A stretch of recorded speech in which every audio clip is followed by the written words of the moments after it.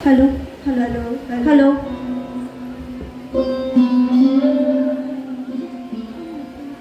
বাইশে শ্রাবণের নিবেদনে বাদল পাউন। আজি ঝড়ো ঝড়ো মুখর বাদর দিনে, আজি ঝড়ো ঝড়ো মুখর বাদর দিনে, জানিনে জানিনে কিছুতে কেন যে মন লাগে না, ঝড়ো ঝড়ো মুখর বাদর দিনে। আজি বড় উদাসী, মন লাগে না কাজে বুঝি। রবিকার কথা খুব মনে পড়ছে। এই প্রকৃতি পর্যায়ের গানে শ্রাবণ সুন্দরের পদধ্বনি শুনতে পাই। ঠিক বলেছ, শ্রাবণের সঙ্গে প্রেমের বন্ধন চিরন্তন, বিরহ প্রেমের অপর বীজ। ভানুদার লেখা মেঘদূত কবিতায় যক্ষ রাজার বিরহ রূপকে ছন্দে পায় খুঁজে। হেরি চারিধার বৃষ্টি পরে অবিশ্রাম, ঘনায় আধার আসিছে নির্জন নিশা প্রান্তরের শেষে, কেঁদে চলিয়াছে বায়ু অকুল উদ্দেশে। ভাবিতেছি অধরাত্রি অনিদ্র নয়ন, কে দিয়েছে হেন সাপ, কেন ব্যবধান, কেন উঠতেছে কাঁদে রুদ্ধ মনোরথ, কেন প্রেম আপনার নাহি পায় পথ। বাড়ি রবিকা শুধু বিরহেই প্রেম খুঁজেছেন, নাকি প্রকৃতির আনন্দ মুহূর্তকেও ধরে রেখেছেন? শিলাইদহের ঘন ঘোর বর্ষায় প্রথম অবতীর্ণ হয়ে রবি মন নৃত্য গীতে উন্মত্ত হয়ে পড়ে। মনে পড়ে কি আজ? অবনীর জনে বকুল শাখায় দোলায় কে আজি দুলিছে, বিকচ কেতকে তটভূমি পরে কে বেঁধেছে তার তরণী, তরুণ তরণী। রাশি রাশি তুলি শৈবাল দল ভরিয়া লয়েছিল অঞ্চল, বাদল রাগিনী সজল নয়নে গাহিছে পরাণ হরণী। বিকচ কেতকে তটভূমি পরে বেঁধেছে তরুণ তরণী। হৃদয় আমার নাচেরে আজিকে, ময়ূরের মতো নাচেরে হৃদয় নাচেরে। ভানুদাদার লেখা দেশ নামের সুরে গানটির কথাও মিলে যায়। বর্ষা ঋতুর আগমন বার্তা ছড়িয়ে পড়ে মাঠে ঘাটে বাটে। শ্যামল সুন্দর আনুতব তাপহরা তৃষাহরা সঙ্গ সুধা, বিরোহী জাগিয়াছে আকাশে শ্যামল সুন্দর। বকুল মুকুল রেখেছে গাঁথিয়া, বাজিছে অঙ্গনে মিলন বাঁশরি। আরো সাথে তোমার মন্দিরা চঞ্চল নৃত্যের বাজিবে ছন্দেশে, বাজিবে কঙ্কণ, বাজিবে কিঙ্কিণী, ঝঙ্কারিবে মঞ্জির রুনুরুনু, শ্যামল সুন্দর। কবে বৃষ্টি পড়েছিল, বান এলো সে কথা। শিব ঠাকুরের বিয়ে হলো কবে কার সে কথা। সেদিনও কি এমনি তর মেঘের ঘটাখানা, থেকে থেকে বাজ বিজুলি ছিল কি হানা। তিন কন্যে বিয়ে করে কি হলো তার শেষে, না জানি কোন নদীর ধারে, না জানি কোন দেশে। কোন ছেলেরে ঘুম পাড়াতে কে গাহিল গান। বৃষ্টি পরে টাপুর টুপুর নদে এলো বান। রবিকা তার কোরীয় কোমল কাব্যগ্রন্থের এই কবিতায় যেভাবে একটি দোষী শিশু ও তার মায়ের চিত্র তুলে ধরেছেন, তাতে প্রকৃতি প্রেম ও মানবতাবোধ একাকার হয়ে গেছে। সামাজিক দুর্দিনের দুশ্চিন্তা কবিকে গ্রাস করেছিল। ঠিক বলেছ। আসলে ভানুদাদা ছিলেন অসীম অনন্ত প্রাণ, তাই বর্ষার সৌন্দর্য প্রেমের বিরহের সাথে ছোট ছোট পল্লী জীবনচিত্র এঁকে দেন খুব সহজে। শশী তারাহীন অন্ধ তামসী যামিনী, কোথায় তোরা পুরো কামিনী, আজিকে দুয়ার রুদ্ধ ভবনে ভবনে, জনহীন পথ কাঁদিছে কুব্ধ পবনে, চমকে দীপ্ত দামিনী, শূন্য শয়নী, কোথায় জাগে পুরো কামিনী।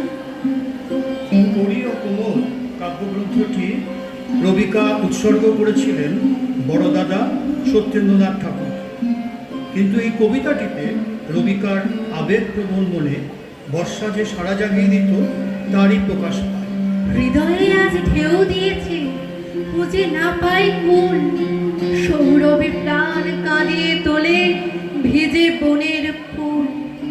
আধার রাতে প্রহর গুলি, কোন সুরে আজ পড়িয়ে তুলি, কোন ফুলে আজ সকল ফুলি আছি আকুল হয়ে।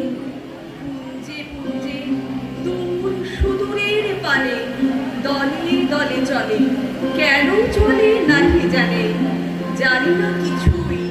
কোন মহাদ্রি তলে গভীর শ্রাবণে গলিয়া পড়িবে জলে, নাহি জানে তার ঘন ঘোর সমারোহে কোন সে ভীষণ জীবন মরণ বাজে।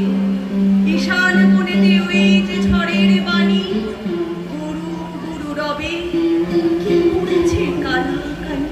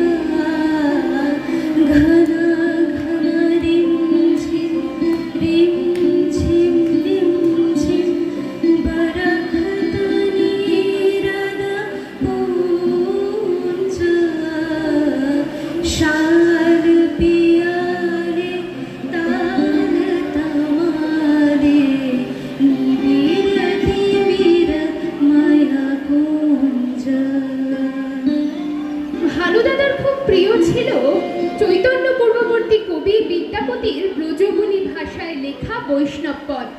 বিশেষত শ্রীরাধার বিরহ ও প্রেম ভানুদাদার শৈশবকে মুগ্ধ করে রেখেছিল। এ সখী আমারি দুঃখের নাহিও, এ ভরা বাদর মাহ ভাদর, শূন্য মন্দির ঝম্পি ঘন গরজন্তি সন্ততি, ভুবন ভরি ভরি খান্তিয়া, কান্ত পাহুন কাম দারুণ, সঘনি খর সরবন্তিয়া। এমন দিনে তারে বলা যায়, এমন ঘর ঘোর পরিসার, এমন মেঘ সরে বাদল ঝড় ঝরে, তপনহীন ঘন তমসায়। বলিতে ব্যথিবে না নিজ কান, চমকি উঠিবে না নিজ প্রাণ, সে কথা আঁখি নিরে মিশিয়া যাবে ধীরে, বাদল বায়ে তার অবসান, সে কথা ছেয়ে দেবে তুটি প্রাণ। ব্যাকুল বেগে আজি বহে বাই, বিজলি থেকে থেকে চমকায়, যে কথা এ জীবনে রহিয়া গেল মনে, সে কথা আজই যেন বলা যায়, এমনও ঘন ঘোর বরিশায়। কি অপূর্ব অনুভূতি! শ্রাবণের পটভূমিতে অব্যক্ত প্রেম প্রকাশ পায়। রবিকা যেমন সুন্দরের পূজারী, তেমনি প্রেমের উপাসক। ভানুদাদা শান্তিনিকেতনের উন্মুক্ত প্রকৃতির মাঝে হারিয়ে যাওয়া প্রেমের সন্ধানে সদাই ব্যস্ত ছিলেন বলেই এমন লেখনীতে বর্ষার ধারাপাত শোনা যায়। যে শাখায় ফুল ফোটে না, ফল ধরে না একেবারে, তোমার ওই বাদল বায়ে দিক জাগায় সেই শাখারে। যা কিছু জীর্ণ আমার, দীর্ঘ আমার জীবন হারা, তাহারি স্তরে স্তরে পড়ুক ঝরে শরীর ধারা।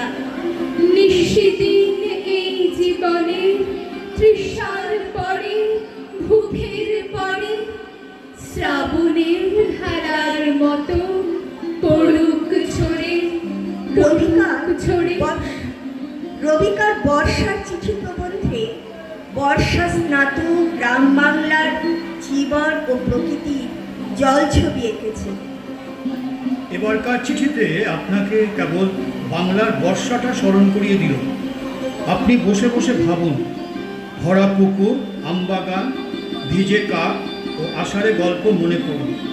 আর যদি গঙ্গার তীর মনে পড়ে, তবে সেই স্রোতের উপর মেঘের ছায়া, জলের উপর জলবিন্দুর নৃত্য, ওপারের বনের শিওরে মেঘের উপর মেঘের ঘনঘটা, মেঘের তলে অশ্বত্থ গাছের মধ্যে শিবের দ্বাদশ মন্দির স্মরণ করুন।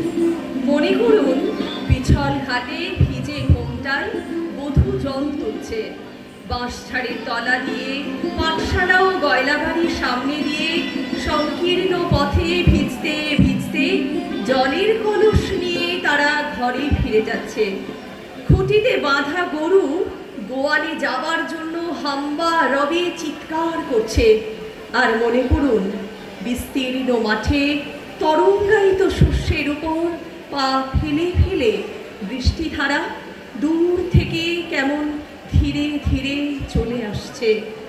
আশ্রাবণের আমন্ত্রণে দুয়ার কাপে ক্ষণে ক্ষণে, ঘরের বাঁধনে যাই বুঝি আজ টুটে, ধরিত্রী তার অঙ্গনেতে নাচের তালে ওঠেন মেতে, চঞ্চল তাঁর অঞ্চল যায় লুটে। শ্রাবণের পদধ্বনি শুনেছিলেন, তাই কবি এ পৃথিবীর মায়াও ত্যাগ করেছিলেন শ্রাবণে। 22শে শ্রাবণ সাহিত্যের অভিভাবক জীবনের জয়োধ্বজা উড়িয়ে মৃত্যুর মধ্য দিয়ে নবপরিক্রমা সূচনা করেছিলেন।